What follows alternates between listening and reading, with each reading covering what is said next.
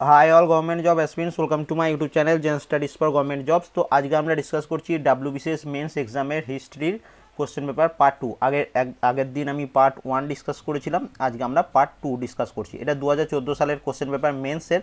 তো 2014 সালে হিস্ট্রি থেকে 50 কোশ্চেন ছিল এবং জিওগ্রাফি থেকে 50 কোশ্চেন ছিল, যেটা বর্তমানে যে এক্সামগুলো হচ্ছে, বর্তমানে যে ডব্লিউবিসিএস যারা দেবে তোমাদের হিস্ট্রি থেকে 100 মার্কসের কোশ্চেন থাকছে 100টি কোশ্চেন এবং জিওগ্রাফি থেকে 100টি কোশ্চেন থাকে। ওকে, তো 2014 সালে 50 করে কোশ্চেন ছিল। আগের দিন আমি 25 কোশ্চেন ডিসকাস করেছি, আজকে বাকি 25 কোশ্চেন ডিসকাস করলে এই 2014 সালের কোশ্চেন পেপারটা পুরো তোমাদের কমপ্লিট হয়ে যাবে।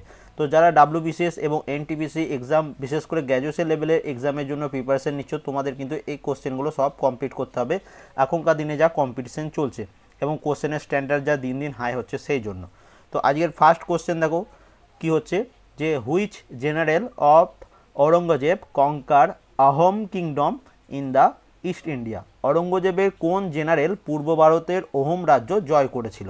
তো এখানে এটার অ্যান্সার কি হচ্ছে, এখানে এটার অ্যান্সার হচ্ছে অপশন ডি, মীর জুমলা।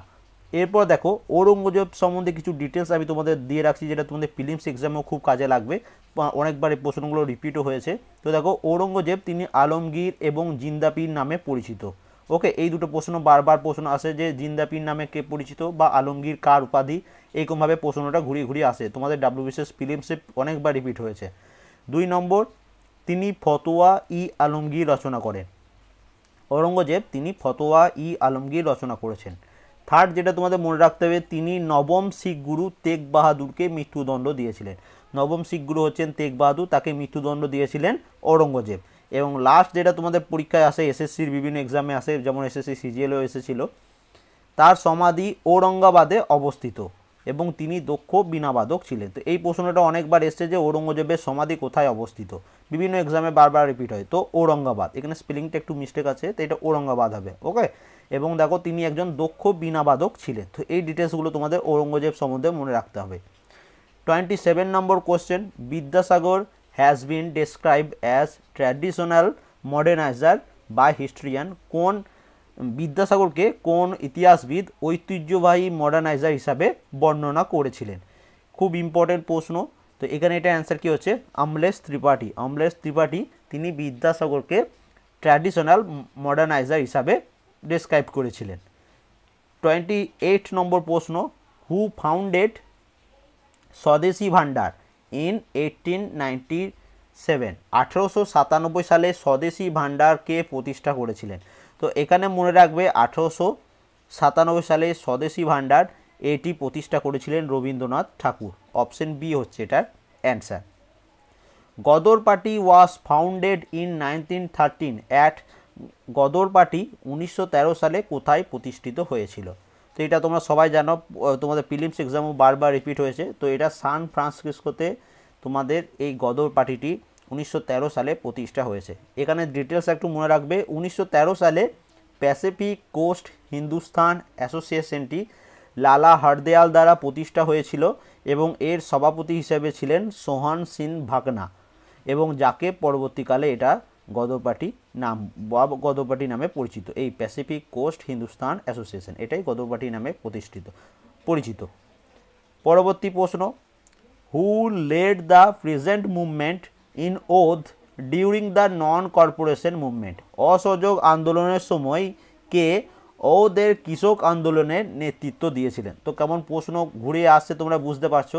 আর একবার দেখো কি বলেছে, অসহযোগ আন্দোলনের সময় কে ওদের কৃষক আন্দোলনের নেতৃত্ব দিয়েছিল। তো দেখো এখানে এটা অ্যান্সার কি হচ্ছে, বাবা রামচন্দ্র। অপশন বি হচ্ছে এটার অ্যান্সার। এবার তোমাদের জানতে হবে নন কর্পোরেশন মুভমেন্ট বা অসহযোগ আন্দোলন কত সালে হয়েছিল?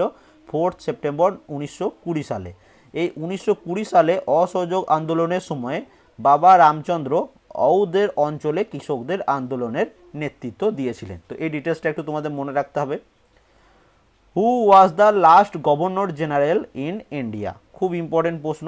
ভারতের শেষ গভর্নর জেনারেল কে ছিলেন? ভারতের সর্বশেষ গভর্নর জেনারেল কে ছিলেন? এটা তোমরা সবাই পারবে। 31 নম্বর প্রশ্ন কি হচ্ছে, চক্রবর্তী রাজা গোপালাচারী। তো স্বাধীন ভারতের শেষ গভর্নর জেনারেল এবং প্রথম ভারতীয় গভর্নর জেনারেল ছিলেন চক্রবর্তী রাজা গোপালাচারী। আরেকটা প্রশ্ন পরীক্ষায় আসে তোমাদের, স্বাধীন ভারতের প্রথম গভর্নর জেনারেল কে ছিলেন? স্বাধীন ভারতের প্রথম গভর্নর জেনারেল ছিলেন লর্ড মাউন্টব্যাটেন এবং স্বাধীন ভারতের শেষ গভর্নর জেনারেল ছিলেন চক্রবর্তী রাজা গোপালাচারী। প্রশ্ন যদি আসে স্বাধীন ভারতের প্রথম ভারতীয় গভর্নর জেনারেল কে ছিলেন, তখন কিন্তু চক্রবর্তী রাজা গোপালাচারী অ্যান্সার হবে।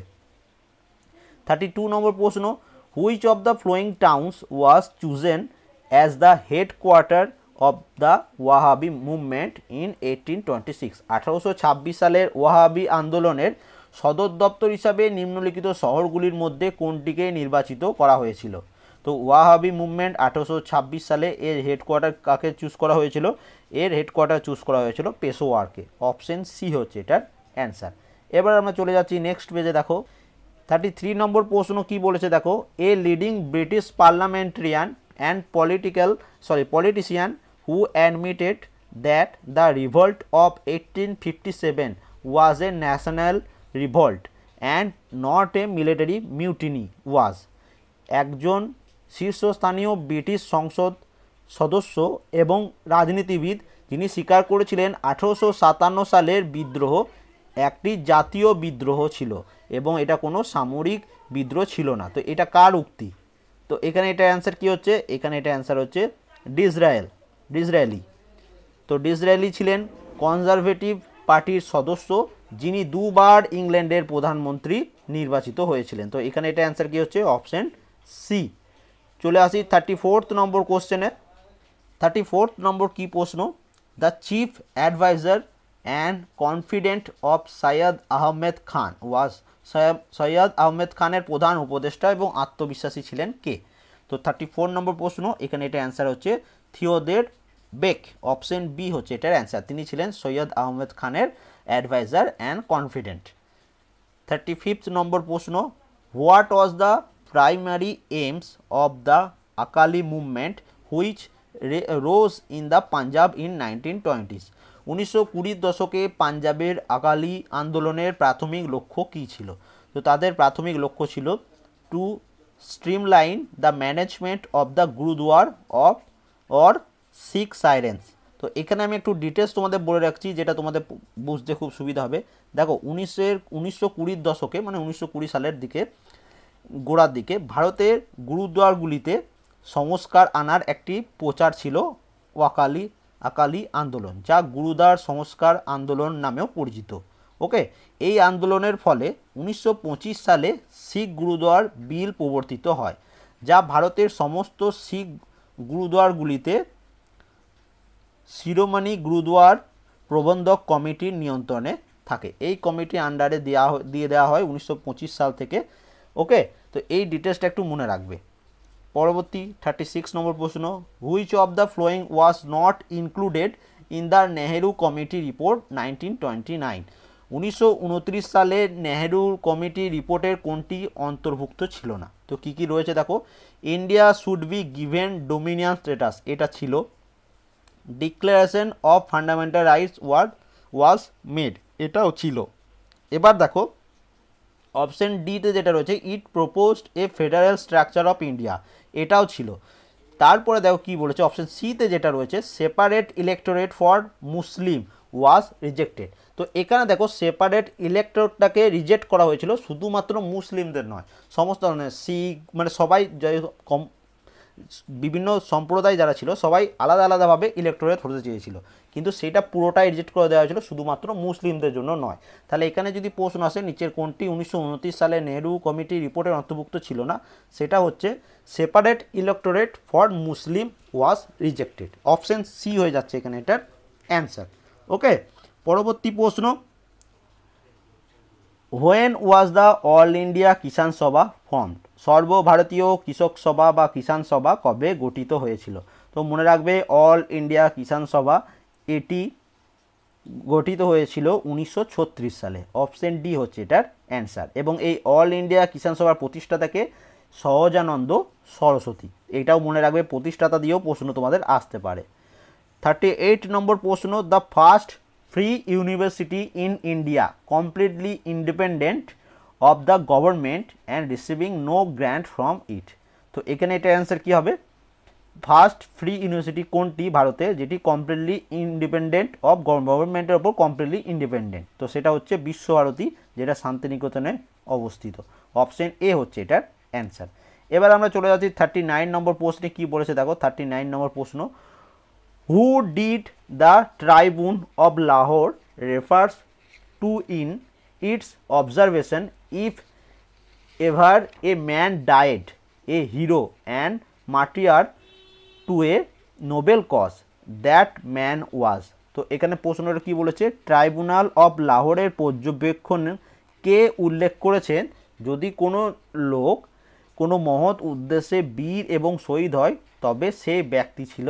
তো এখানে এটার অ্যান্সার কি হবে, তো এখানে এটার অ্যান্সার হবে মনে রাখবে যতীন্দ্রনাথ দাস। অপশন বি হচ্ছে এটার answer. 40 number question, the justice party movement in Madras merge with. তো মাদ্রাজের জাস্টিস পার্টি আন্দোলন এটি কোনটির সাথে একীভূত বা মার্জ হয়েছিল। তো এটার অ্যান্সার কি হবে, এটার অ্যান্সার হচ্ছে option C both A and B, মানে সেলফ রেসপেক্ট লিগ এবং দ্রাবিড়া কাজাগাম এই দুটোর সাথে এটা মার্জ হয়েছিল। অপশন সি হয়ে যাচ্ছে এটার answer. 41 number question, arrange the following event in chronological order and make the correct choice from the option given below. তো এই কোশ্চেনটার অপশনগুলো একটু ভুল আছে, আমি তোমাদের দেখিয়ে দিচ্ছি দেখো। তো এখানে দেখো ডেথ অফ বাল গঙ্গাধর তিলক, বাল গঙ্গাধর তিলকের মৃত্যু হয়েছিল কবে, 1 আগস্ট 1920। ওকে, 1 আগস্ট 1920, এটা মনে রাখবে। নাগপুর সেশন অফ কংগ্রেস, কংগ্রেসের নাগপুর সেশন হয়েছিল ডিসেম্বর 1920। মোপলা আপরাইজিং মানে মোপলা আন্দোলন বা মুভমেন্ট যেটা, তো সেটা কখন হয়েছিল, মোপলা আন্দোলন এটা হয়েছিল আগস্ট 1921-এ। ওকে, 1921। এবং দেখো the inaugurated of Visvabharati at Santiniketan. তো বিশ্বভারতী শান্তিনিকেতনের প্রতিষ্ঠা কবে হয়েছিল, 1921 এবং ডিসেম্বরে এটা। ওকে, তাহলে দেখো প্রথম যেটা রয়েছে এটাই 1 নম্বরে, সেকেন্ডটা 2 নম্বরে, তৃতীয়টা 3 নম্বরে এবং চতুর্থটা 4 নম্বরে। 1 2 3 4 পরপর হওয়ার কথা ছিল, কিন্তু এখানে কোথাও 1 2 3 4 কোনো অপশানে নেই। আমি বিভিন্ন বইয়ে দেখলাম বা গুগলেও সার্চ করে দিলাম, এটা তারা অপশান দিচ্ছে অপশান সিটা 2 1 3 4, কিন্তু 2টা 1-এর আগে কী করে হয়, বাল গঙ্গাধর তিলকের মৃত্যু হয়েছিল আগস্ট 1920-তে এবং নাগপুর সেশন হয়েছিল ডিসেম্বর 1920-তে। তাহলে এটা নিশ্চয়ই কোনো একটা গোলমাল আছে কোশ্চেনের, হয়তো তখন কি হয়েছিল আমি জানি না ঠিক কোশ্চেন পেপারটার, যারা যারা পরীক্ষা দিয়েছিল। তো এই কোশ্চেনটা তোমাদের যদি অন্য কোনো অ্যান্সার হবে বলে মনে হয় অবশ্যই কমেন্ট করবে। 42 নম্বর প্রশ্ন, এখানে আমি আরেকবার তোমাদের দেখিয়ে দিচ্ছি দেখো, ডেথ অফ বাল গঙ্গাধর তিলক কত হয়েছিল, 1 August 1920। Nagpur session of Congress, কংগ্রেসের নাগপুর সেশন হয়েছিল ডিসেম্বর 26 থেকে 30 মধ্যে হয়েছিল 1920-তে। মোপলা আপরাইজিং হয়েছিল আগস্ট 1921-এ এবং বিশ্বভারতী স্থাপন হয়েছিল কবে, 23শে ডিসেম্বর 1921। তার মানে 1 2 3 4 পরপর হওয়ার দরকার ছিল, কিন্তু এটা একটু গোলমাল করে দিয়েছে। পরবর্তী প্রশ্ন 42 নম্বর প্রশ্ন, both the transfer of power and partition of India were hurried through in how many days. ভারতবর্ষের ক্ষমতা এবং দেশভাগ উভয়ই কত দিনের মধ্যে খুব তাড়াতাড়ি হয়েছিল। তো এটা হয়েছিল কত দিনের মধ্যে, 72 দিনের মধ্যে। অপশন সি হচ্ছে এটার অ্যান্সার। 43 নম্বর প্রশ্ন দেখো, whom did Bal Gangadhar Tilak called the diamond of India. Bal Gangadhar Tilak কাকে ভারতের ডায়মন্ড বলেছেন। তো মনে রাখবে বাল গঙ্গাধর তিলক তিনি গোপাল কৃষ্ণ গোখলেকে ভারতের ডায়মন্ড বলেছেন। অপশন সি হবে এখানে এটার অ্যান্সার।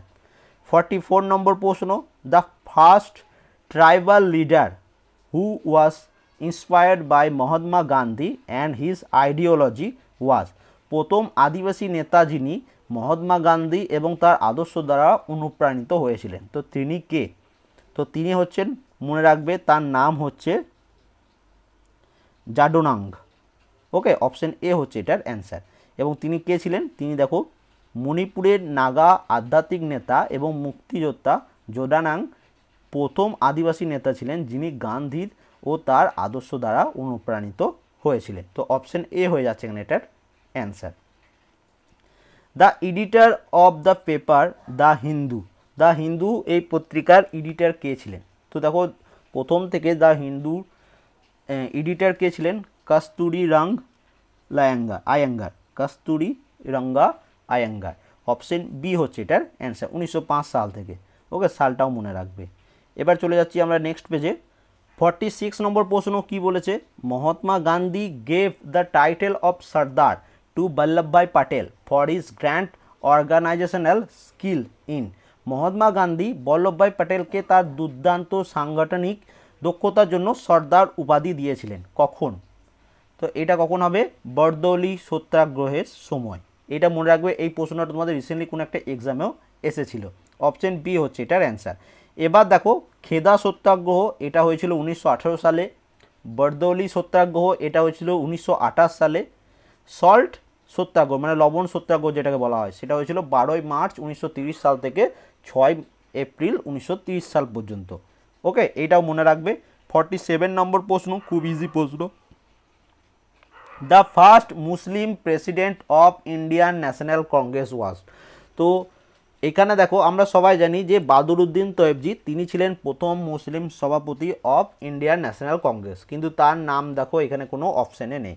তাহলে তারপরে যিনি হয়েছিলেন সেখানে এটা অপশানে অ্যান্সারটি হবে। তো তারপরে যিনি হয়েছিলেন তিনি হচ্ছেন রহিমতুল্লাহ সায়ানি। অপশান ডি হচ্ছে এটার অ্যান্সার। এবার যে ডিটেলসটা আমি বলছিলাম দেখো, বাদরুদ্দিন তয়েবজি তিনি মাদ্রাস সেশন 1887 সালে যে সেশনটা হয়েছিল, third session, 85 first session, 86 second session এবং 87 থার্ড সেশন হয়েছিল, সেটাতে বাদরুদ্দিন তয়েবজি প্রথম মুসলিম সভাপতি ছিলেন। এবং তারপরে দ্বিতীয় যিনি ছিলেন তিনি হচ্ছেন রহিমতুল্লাহ সায়ানি, তিনি 1896 সালে ক্যালকাটা সেশনে সভাপতিত্ব করেছিলেন। এটা মনে রাখবে। তারপরে 48 নম্বর প্রশ্ন, which is the correct pair, এগুলোর মধ্যে কোন জোড়িটা সঠিক? তো এটার মধ্যে দেখো সিআর দাস এবং মতিলাল নেহেরু, এই জোড়িটা সঠিক। কেন সঠিক? কারণ এনারা দুজন মিলে 1923 সালে জানুয়ারি মাসে স্বরাজ পার্টি প্রতিষ্ঠা করেছিলেন। 49 নম্বর প্রশ্ন, which of the flowing section রিমেন্ড at a distance during স্বদেশি মুভমেন্ট অফ 1905। 1905 সালে স্বদেশি আন্দোলনের সময় নিম্নলিখিত বিভাগগুলির মধ্যে কোনটি একটু দূরত্বে থেকে যায়, মানে একটু সেপারেটভাবে থেকে যায়, ডিস্টেন্সে থেকে যায়? তো সেটা কোনটা? প্রেজেন্টারি বা কৃষক দল যেটাকে বলতে পারো তোমরা, কৃষকরা। ওকে, তো অপশন বি হয়ে যাবে এখানে এটার অ্যান্সার।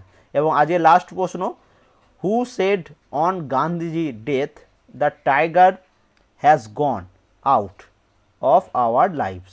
এই উক্তিটি কে দিয়েছিলেন? The tigers has gone out of our lives, এই উক্তিটি কে বলেছিলেন গান্ধীজির মৃত্যুর পর? তো এই উক্তিটি বলেছিলেন জওহরলাল নেহেরু। অপশন এ হচ্ছে এটার অ্যান্সার। তাহলে টোটাল আগের দিন 25 কোশ্চেন, আজকে 25 কোশ্চেন। তোমাদের 2014 সালে 50 কোশ্চেন ছিল হিস্ট্রি থেকে, পুরো মেন্সের কোশ্চেনটা আমাদের কমপ্লিট হয়ে গেল। এই ভিডিও ডেসক্রিপশনে আমি প্রিলিমসেরও 2005 সাল থেকে 2014 সাল পর্যন্ত প্রিলিমসের সেটগুলো দিয়ে রাখবো। যারা প্রিলিমসেরগুলো দেখোনি অবশ্যই দেখে নেবে, তোমাদের আসন্ন পরীক্ষাতে খুবই কাজে লাগবে। যে কোনো পরীক্ষা দাও, গ্র্যাজুয়েশন, এগুলো যেহেতু গ্র্যাজুয়েশন লেভেলের পরীক্ষা, সব পরীক্ষাতে তোমাদের এই প্রশ্নগুলো কাজে লাগবে। এবং মেন্স যারা দিয়েছে তোমাদের তো এগুলো কমপ্লিট করতেই হবে। তো যদি ভিডিওটি ভালো লেগে থাকে অবশ্যই একটা লাইক করবে, তোমাদের বন্ধুদের সাথে অবশ্যই ভিডিওটা শেয়ার করবে, যারা চ্যানেলে নতুন আছো অবশ্যই সাবস্ক্রাইব করে নেবে। এবং কেমন লাগলো অবশ্যই কমেন্ট করবে, তোমরা যত কমেন্ট করবে তত আমার ভিডিও বানাতে ভালো লাগবে। And thank you for watching.